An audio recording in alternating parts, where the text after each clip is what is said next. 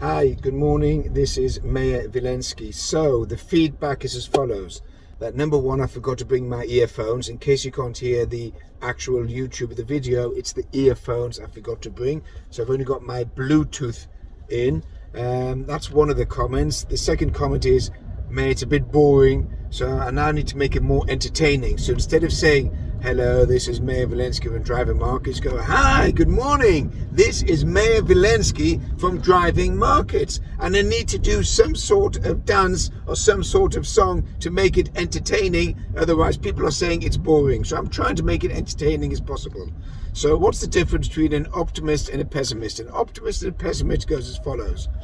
An optimist sees every opportunity in an obstacle. A pessimist sees every obstacle in an opportunity. Anyhow, that's my expression for the day. Also, I got a nice lesson from my Rabbi Cohen, and he said, always remain teachable.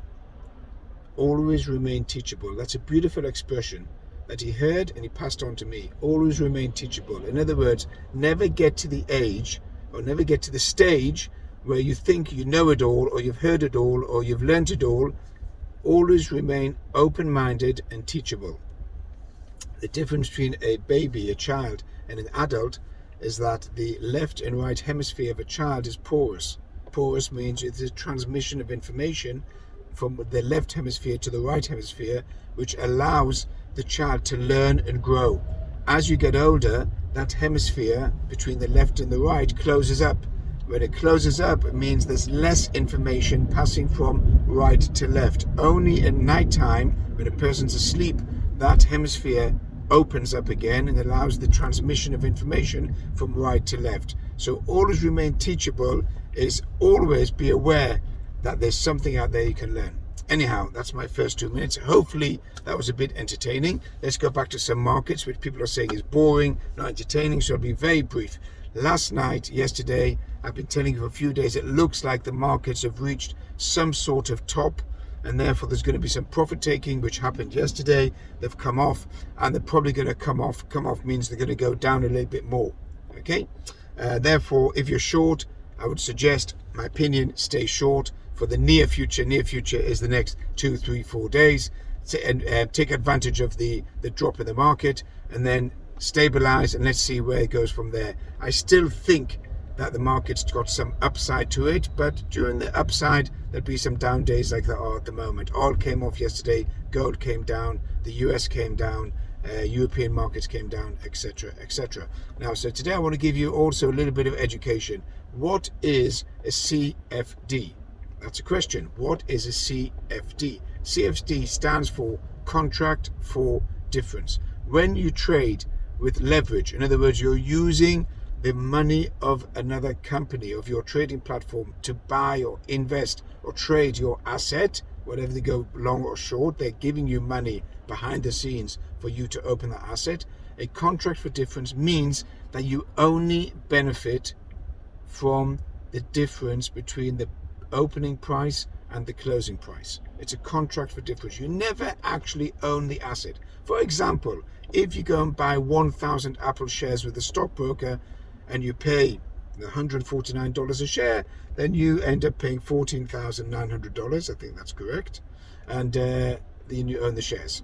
Okay? With the contract for difference, if you were to buy 1,000 Apple shares, you're trading on the price difference. So if Apple goes up and you've bought the shares, then you'll make the difference between the price that you bought it at and the price that you close or you sell it at. That's the difference, called a contract for difference. A contract for difference you never own. Leverage trading, margin trading, which I discussed yesterday, is based on contract for differences. Most of the platforms around the world that allow you to trade are contract for differences. Okay?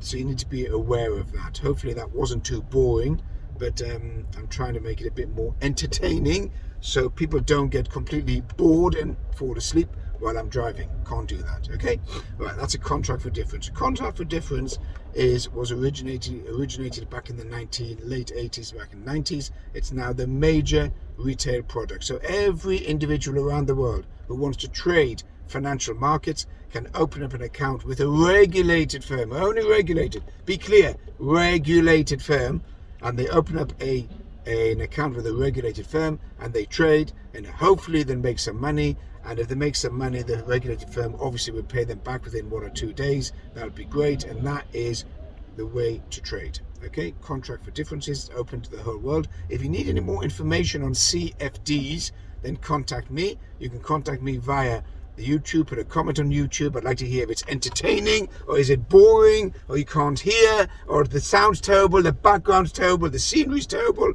I look terrible, everything's terrible. I get that, not a problem. I'm willing and happy to take on that feedback. Okay, if it's good and positive, I'm also happy to take on that feedback. So it's contract for differences. You can contact me on YouTube. You can contact me on WhatsApp. You can contact me on Instagram. I have an Instagram, Vilensky Meyer. Instagram. What else do I have? You look on Google. Write to Boris Johnson, the Prime Minister. He knows me.